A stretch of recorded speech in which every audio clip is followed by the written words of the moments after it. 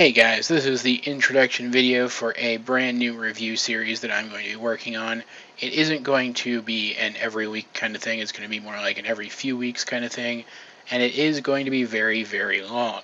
As I'm sure you realized from the title of the video, the review series will be covering Yu-Gi-Oh! As this isn't the kind of thing I typically cover on this channel, I decided that rather than simply jumping into the review of the first chapter, I would make an introduction video to just kind of set things up. Actually, hold on a second. This is the background I usually use for my Steven Universe videos. Let me go ahead and change that out. There we go. That's a little more appropriate. First thing you need to know, now these reviews will not all be in this format. They will be in more of the conversational, me talking to the camera kind of format. This video is just a little different since it isn't actually part of the main review series.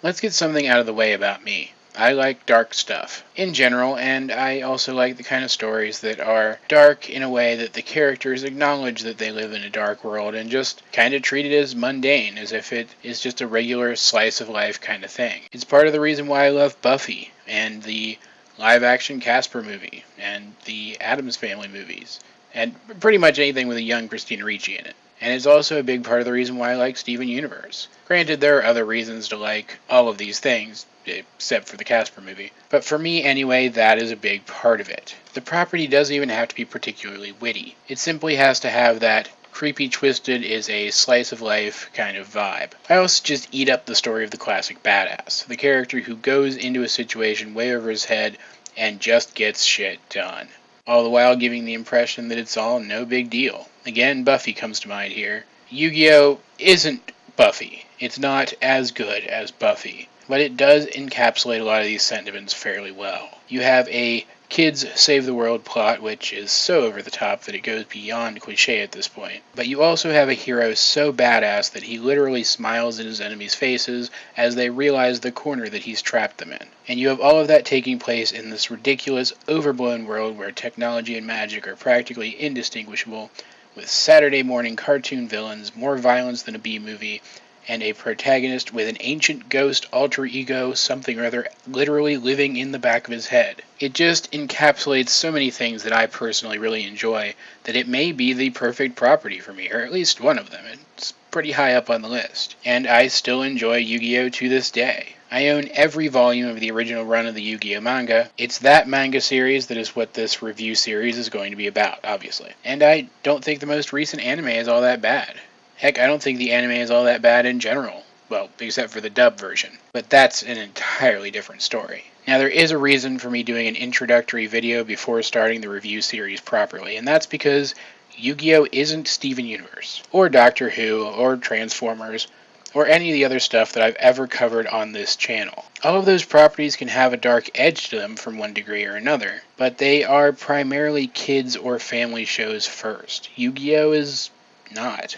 Despite what the ultimate evil for kids would have you believe, Yu-Gi-Oh! Is made for older teens and young adults. It contains murder, criminal references, dark magic, sadism, the occult, and the kind of awkward and off-putting sexual references that only a shonen manga trying to find its voice can have, especially early on. So needless to say, this review series will cover those topics, which is why I'm rating it PG-13 and why I feel okay that there will be minor swearing in this series. If any of that bothers you, first of all, I'd like to ask why you're on the internet in the first place, but more importantly, I'd like to warn you to stay away from this review series. You have been warned. If that doesn't bother you though, well, here we go. Starting out and rounding out this introductory video, I want to address some of the misconceptions that you may have about Yu-Gi-Oh!, assuming that you aren't familiar with the property directly. First of all, you may think that Yu-Gi-Oh! Is just a long commercial for card games. After all, Yu-Gi-Oh! Revolves entirely around a card game, doesn't it? Well, you're wrong. That's Yu-Gi-Oh! Now. And only some of the time, actually. At least in Japan, where they take it more seriously. It's worse here, with the dub being pretty shamelessly bad, broadening the demographic way too far, and openly sacrificing story for commercialism. While the Japanese version is still about selling the trading cards, they at least acknowledge that Yu-Gi-Oh! Is first and foremost an anime property. There's also the fact that Yu-Gi-Oh! Wasn't originally about a card game. To start out, it was just a shonen manga where the martial art of choice for the hero just happened to be games. Games in general. This allowed him to be a hero who won with brain over brawn, but there could still be pretty heavy action. It all stems from the author's love of games and gaming, and as a fan of games myself, a huge part of me wishes that the series had remained the way it was early on, only focusing on a particular game for a few issues at most, even though I do like the Duel Monsters era for the most part. Second, you might think that Yu-Gi-Oh! Is, despite being mature and dark, also cheesy power friendship bullshit. And that's not a misconception at all. You're entirely right. If you don't like that kind of thing, you won't like Yu-Gi-Oh! I, however, eat it up, so I do.